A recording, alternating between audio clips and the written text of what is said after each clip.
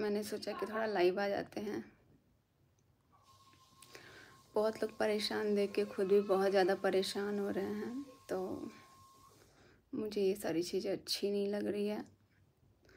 मैं अब खुद को नॉर्मल होने का भी सोच रही हूँ, क्योंकि ये जो भी सारी चीज़ें हो रही है ना, इसमें मैं बहुत परेशान हो रही हूँ।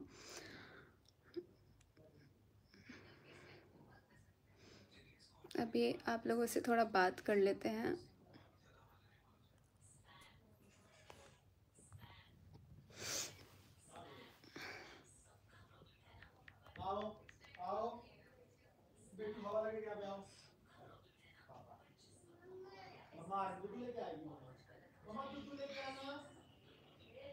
मुझे लग नहीं रहा है कि, पता नहीं मेरा लाइव दिखा रहा है कि नहीं। आप लोग एक बार कमेंट करना।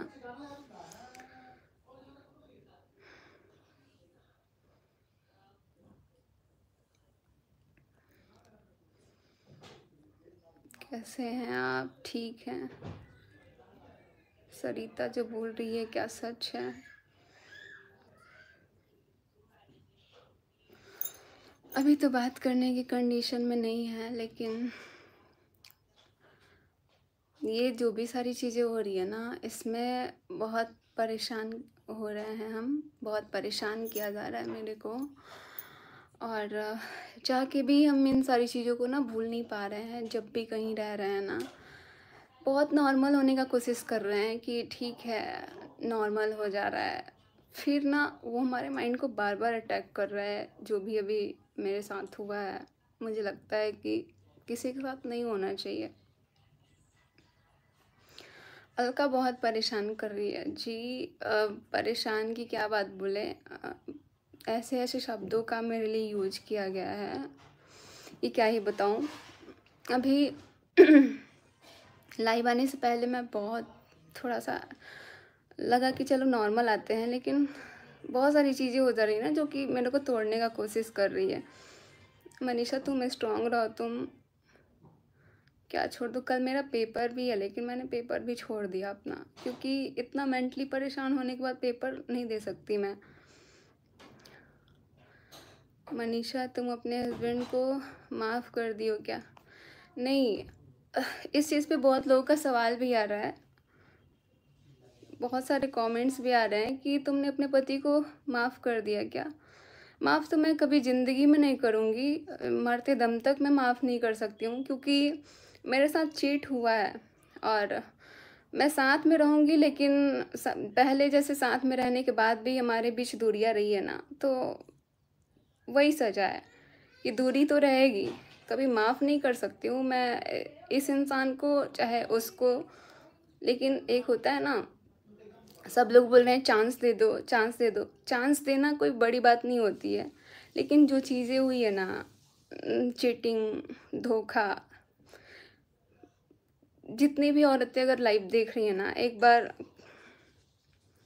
खुद को मेरी जगह पे रख के देखना, और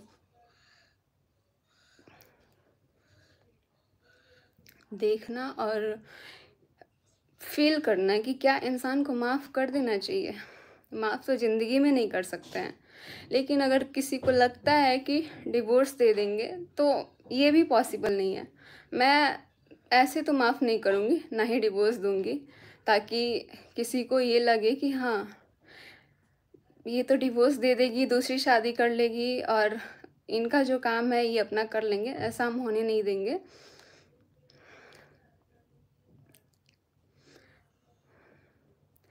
अभी लाइव में सोचे थे कि कुछ लोगों से बात कर लेते हैं। तुम बहुत हिम्मत वाली हो, सैल्यूट ऑन योर। ये हिम्मत आप लोगों ने ही दिया है। प्लीज़ मनीषा जी एक स्माइल दे दो। स्माइल देने का मैं बहुत ज़्यादा कोशिश कर रही हूँ, क्योंकि 1 साल से ये सारी चीज़ें मुझे शक लग रहा था, लेकिन अब जो चीज़ें बीत रही है ना मेरे ऊपर, मैं अभी भी साथ में हूँ, लेकिन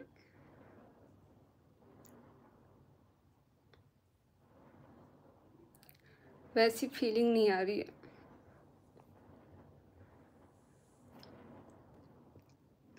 सचिन को फिर कोई नेहा मिल जाएगी, जाए यार। ज़िंदगी में कभी ना इनको ना उसको कभी नहीं माफ़ करूँगी।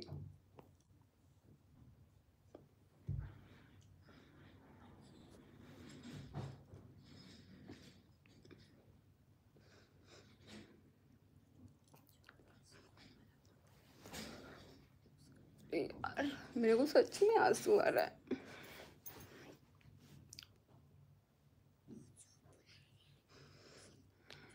पता नहीं यार, मेरी कोई गलती नहीं होने के बाद भी मुझे ही सजा मिल रही है।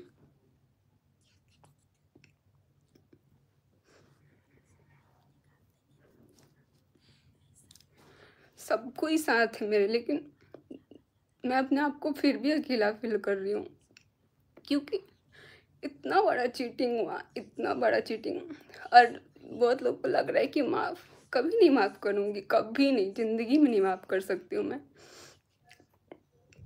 और कुछ लोग मेरे को, जिस चीज़ से मुझे बहुत ज़्यादा हर्ट फील होता है ना, वो बोल रहे हैं कि तुम कभी माँ नहीं बनोगी। पता है, जब से मैंने ये वीडियो डाला है ना, मुझे इतना दुख लग रहा है, इतना इतना रोना आ रहा है कि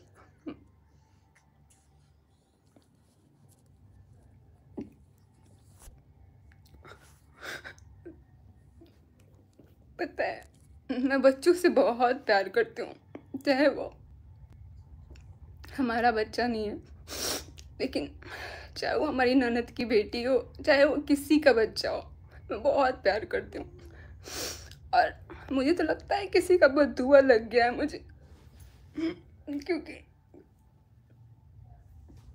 कोई कुछ भी बोल के चल जाता है। एटलीस्ट जो औलाद नहीं है, औलाद के लिए तो नहीं बोलना चाहिए था ना ऐसा।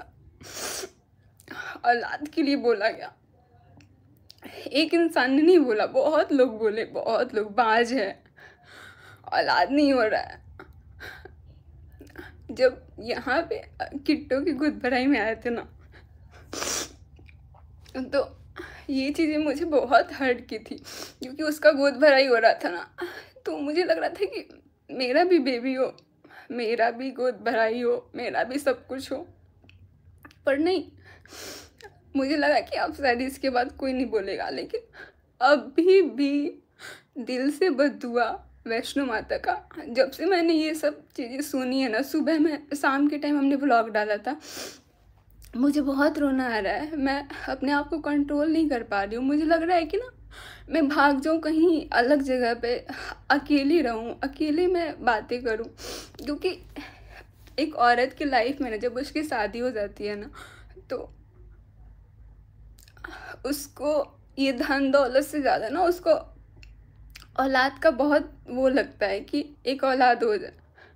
लेकिन मैं ये चीज़ें नहीं डालना चाह रही थी, ना ही इस चीज़ पे बात करना चाह रही थी, बट बहुत हर्ट हुआ, बहुत ज़्यादा। और मैं उस इंसान को भी कभी माफ़ नहीं करूँगी जो मुझे ऐसा बद्दुआ दिया है, जो बोला है कि तुम्हारा औलाद नहीं होगा। शायद इतने लोगों में से किसी का तो बद्दुआ लगा है मुझे कि आज मैं बे औलाद हूँ, मेरे पास औलाद नहीं है। बाकी मेरे पास सब कुछ है, घर है, पैसा है, पर औलाद का सुख नहीं मिला मुझे। और एक बात और बोलना चाहूँगी, ताशी को लेके बहुत लोग बोल रहे हैं। ताशी से मैं भी बहुत प्यार करती हूँ, और आज भी उस बच्ची का इसमें कोई गलती नहीं है। मैं इतना ही बोलूँगी कि ताशी के लिए आप कुछ ना बोले, क्योंकि वो एक बच्ची है। मैं उसको आज भी प्यार करूँगी, क्योंकि उसका इसमें कोई गलती नहीं है। जब भी मैं भोपाल जाती थी ना, उसके साथ मॉल में जाती थी। इनफैक्ट मैं एक बार उसके साथ मॉल गई भी थी ना, तो डांस कंपटीशन हो रहा था, उसमें जब वो डांस कर रही थी ना, तो मैं और ये मिस्टर राज और ताशी को हम लेके गए थे अपने साथ। तो वो जब डांस कर रही थी ना, तो लोग आके पूछ रहे थे मेरे से कि तुम्हारी बच्ची है क्या, तुम्हारी बच्ची है ये।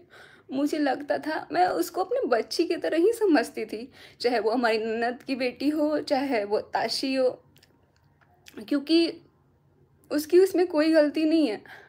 जब मैंने एक वीडियो देखा था ना कि ताशी को बगल में बैठा के ये सारी चीज़ें बोला जाता था, तभी भी मुझे बहुत दुख हुआ कि यार ताशी के लिए इतना भी नहीं सोचा गया कि बगल में ताशी है।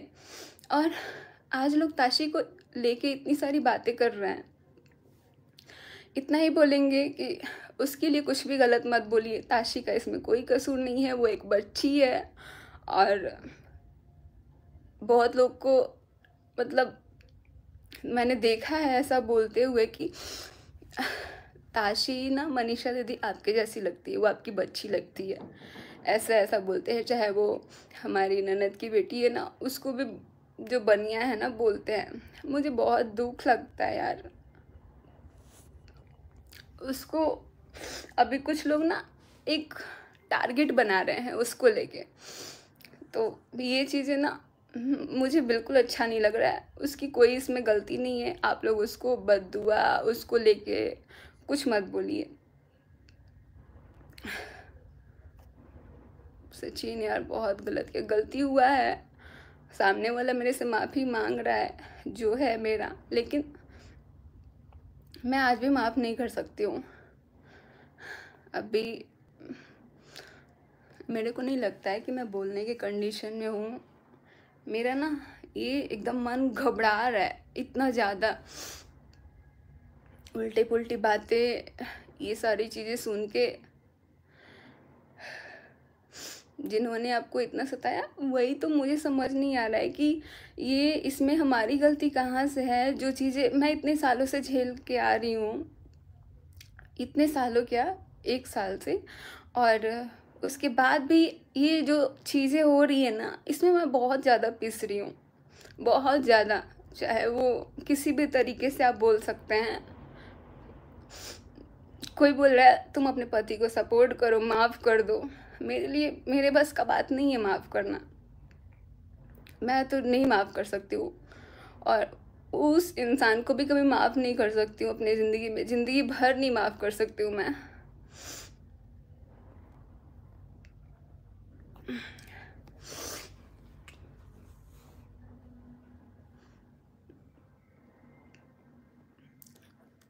तो अभी भी कुछ लोग देख रहे हैं कि बोल रहे हैं ताशी को लेके या फिर किसी को भी। मैं इतना ही रिक्वेस्ट करूँगी कि पता है, जब मैं भोपाल जाती थी ना, तो मैं मतलब उससे इतना प्यार करती थी ना। उसका बाल कभी कभी सही करना, उसको कपड़े ये करना सही करना, मुझे बहुत अच्छा लगता था, क्योंकि वो भी बहुत मानती थी मुझे। उसके साथ बहुत सारी चीज़ें हैं जो कि मैं भूलूंगी नहीं, क्योंकि एक बच्ची का कोई गलती नहीं होता है। और एटलीस्ट माँ को सोचना चाहिए, ये सारी चीज़ें जो हो रही है उस बच्ची पे भी बहुत सारी चीज़ें बीत रही है, तो उसके लिए, उस बच्ची के लिए अभी तो नहीं, लेकिन वो जब बड़ी होगी तो उसके लिए बहुत सारी चीज़ें ना मुश्किल हो जाएंगी। तो काश कि ये सारी चीज़ें पहले सोची गई होती, लेकिन नहीं। सरिता सही बोल रही है क्या, मुझे अब किसी के बारे में बात नहीं करनी है।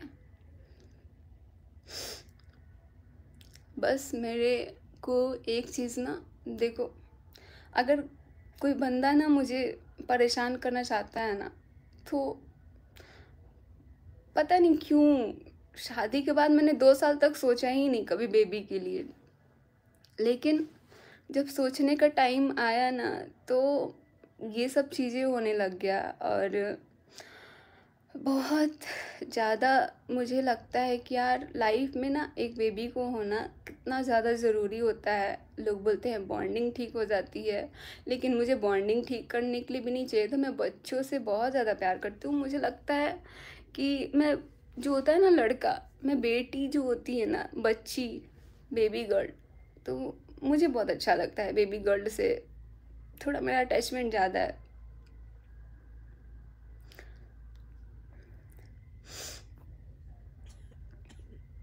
बस अब भी मेरे को ना ये सारी चीज़ें सुन के बहुत हर्ट हो रहा है कि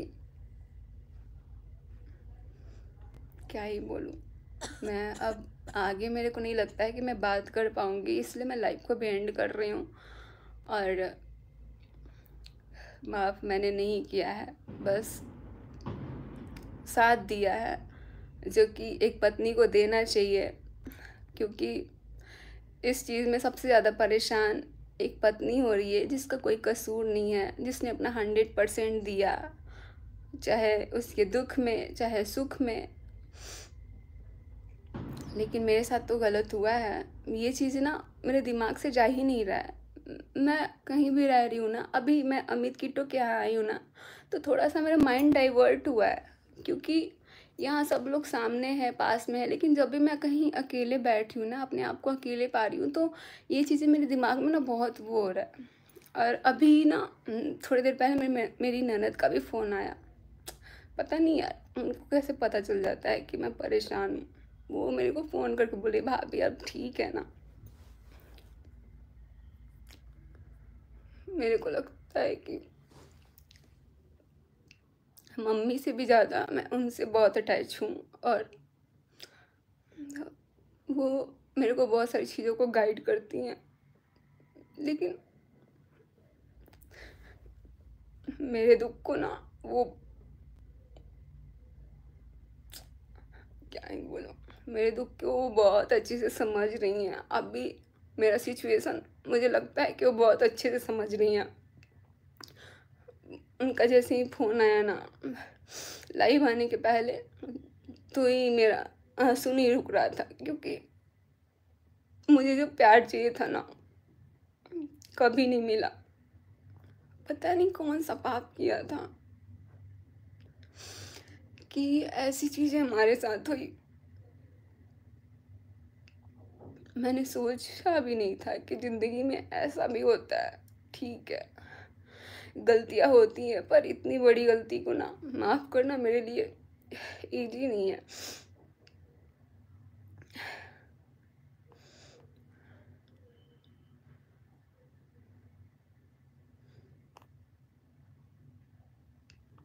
तो मैं अभी जाती हूँ। मैं आऊँगी आप लोगों के सामने फिर से जब देखूँगी। अभी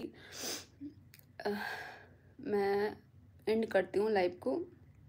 मेरे को नहीं लगता है मैं आगे बोल पाऊँगी कुछ।